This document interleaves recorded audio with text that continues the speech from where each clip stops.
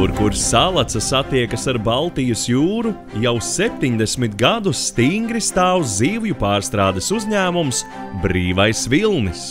Tā ir daļa no Latvijas zivju rūpniecības vēstures.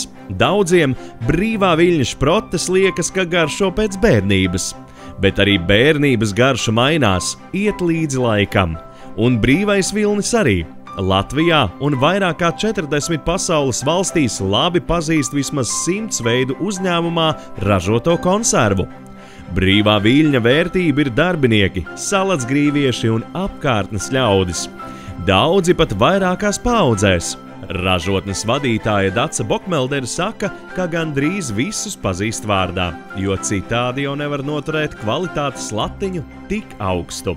Čakli strādājot ar tradīciju, dabīgi un kvalitatīvi. Pati šeit jau 23 gadus. Visi darbinieki un vadība uzņēmumā ir uz viena viļņa. Jādomā par inovācijām, jauniem produktiem, receptēm un iepakojumiem.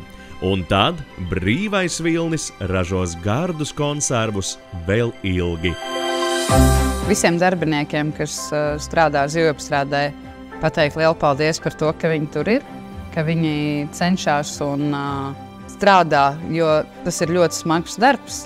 Un paldies katrā ziņā arī zvejniekiem, ka viņi zina ne tikai miltu ražotājus, bet arī konservu pārstrādātājus un var iegādāties no viņiem zivis. Jo no svaigām zivtiņām vislabākās šprotes sanāk, protams. Paldies, mīļie!